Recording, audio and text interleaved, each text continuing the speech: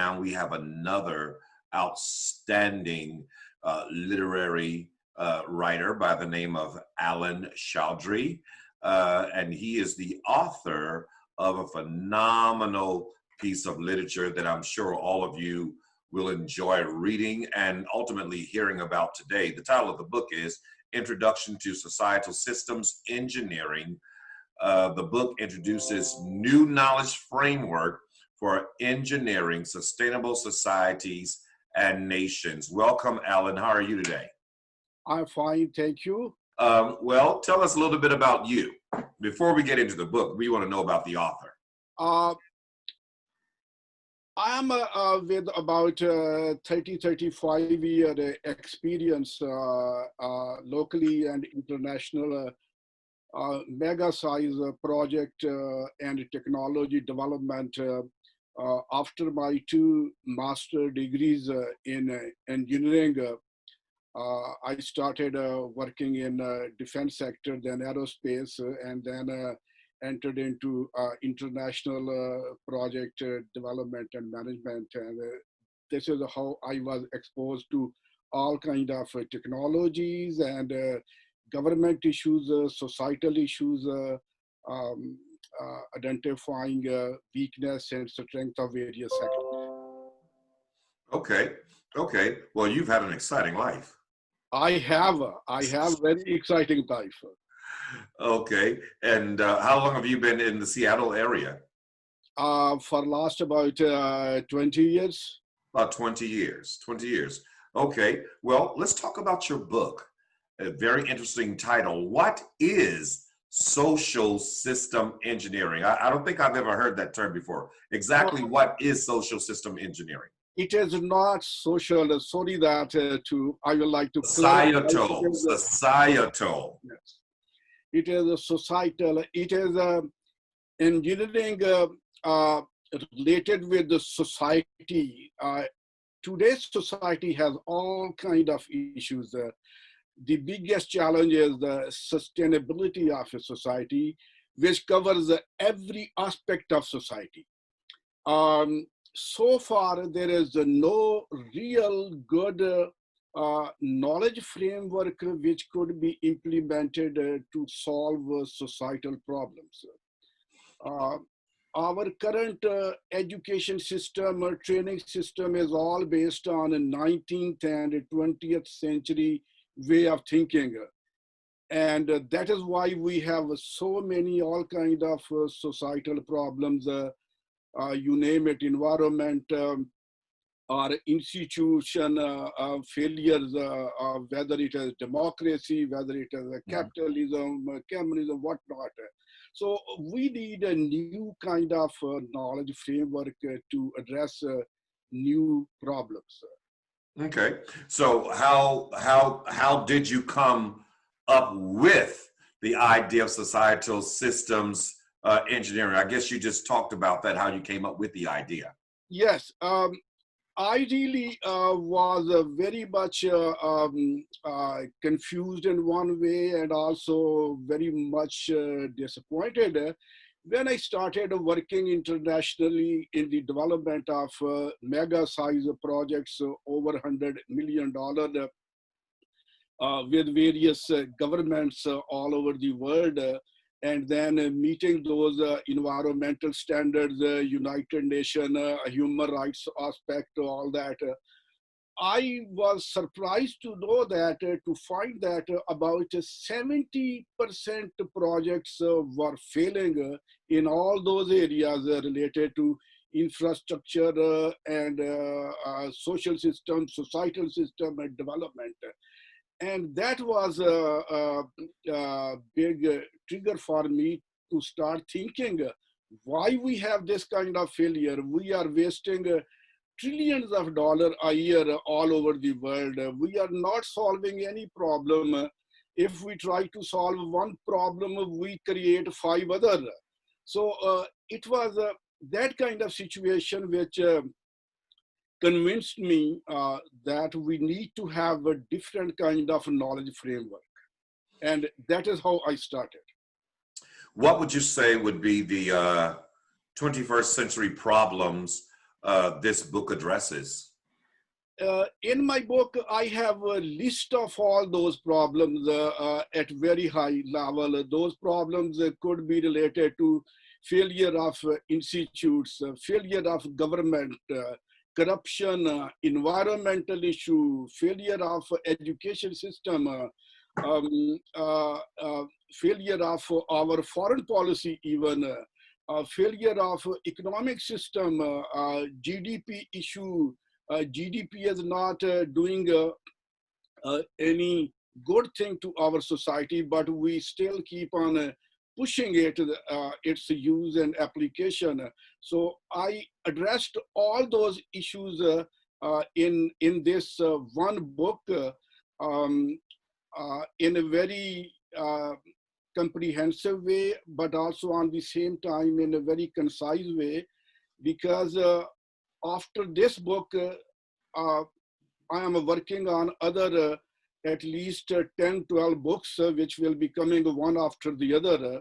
So that will give a whole knowledge framework to solve societal problems. Yes, when we speak of SSE, I want our viewers to know that when we speak of SSE, that's just short for social systems engineering. And so my next question is societal. Sorry, that. Societal systems engineering. Yeah. When we use SSE. My next question is, the SSE approach, how is it different than the academia and researchers working in different institutions all over the world? How's this different from what they're already doing?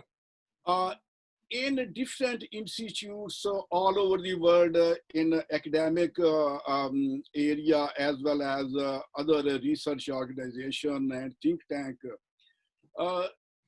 they are very capable, wonderful, very intelligent people, but they are working in a very narrow field of their expertise. I give you example. For example, economist is only concentrating in his field of study, economics. He or she is not looking into development of technologies, not addressing environmental issues in the way they should address. They are not well versed in that area. So it is a segment of different knowledges which are focusing on a very narrow area of their expertise, but not looking at holistic aspect of the society, not looking at every other dimension of the society. As I have mentioned in the book, just socio-economic issues are not the only one. Those are one only. Then there are socio-technological issues. Then there are socio-ecological issues. Then there are socio-cultural issues.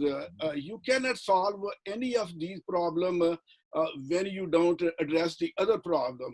That's why we are getting in the loop, and as we are trying to solve one problem, we create other problems. Okay, I agree with you. I agree with you 100% on that. In your book, you mentioned, you made mention about societal capital. What is societal capital? Societal capital is it is a concept which I have introduced. It is very much a replacement of GDP, which only addresses one element of society, just economic. Societal capital addresses every aspect of society at very high level. It has four dimensions. Mm-hmm. One dimension is socio-economic, other dimension is socio-technological, another dimension is socio-cultural, and fourth dimension is socio-ecological. So all these four dimensions, each one of them is then further subdivided into various dimensions. Altogether, there are about 16 dimensions. For example, you have good institute, good university, that is the capital of the society. You have a clean lake with the fresh water, that is the societal capital of the society. You have a law and order in the society, that is the societal capital of the society. You have a good foreign policy designed thoughtfully, that is the societal capital of the society. We have seen, for example, in the USA, or a wrong decision going to Iraq war, it has cost lot of loss of capital of USA society overall. We have lost trillions of dollars and got nothing out of it. So addressing all these aspects of society together, when we add them up, we assess them, we add them up, that gives us societal capital. That would be societal capital. Yes. Okay. Okay. My next question is sustainability is not necessarily a new concept. How does your sustainability model differ from all of the others? It's not a new concept, but how does yours differ from the others? Well, sustainability initiative was started by United Nations in '87. And they had this sustainability model based on 3 dimensions or 3 legs, some people like to call it. One was economics, other was social, and third was environment. That model is insufficient model. That does not address the whole aspect of sustainability. For example, in today's world, it is quite well known, technology is the major part of driving force for sustainability. Whether we develop environmentally friendly technologies, or we address social problems through technologies, social media, for example. So that United Nations model is insufficient, and that is why we have such a high sustainability issue even after roughly 35 years of introduction of that model. We are not improving the sustainability, rather we are losing sustainability. So considering that aspect, I started looking into it, and I came up with a new sustainability model which links societal capital and also state failure of the society, or state failure. If a state is not sustainable, that will lead it to a state failure. So I have integrated all these 3, 4 very, very comprehensive, very important aspect to sustainability. So this is how my sustainability model is way advanced, but also on the same time complex. It is not simple model, it is complex. If we really want to solve a societal problem, we need to address society as a system, as a complex system, which is a system of systems. So we need to have a holistic approach, not some kind of shortcut. Well, this is a phenomenal piece of literature, and it makes a lot of sense to me, and I'm sure our viewing audience, they're going to go out and purchase this right quick because we're out of time. Where could we find your book? My book is available from ssebooks.com. S for Sam, E, books.com. Well, thank you, Alan. It's been a pleasure speaking with you. And I'm encouraging all of our viewing audience to go out and purchase your book. Let's go out and buy the book. God bless you.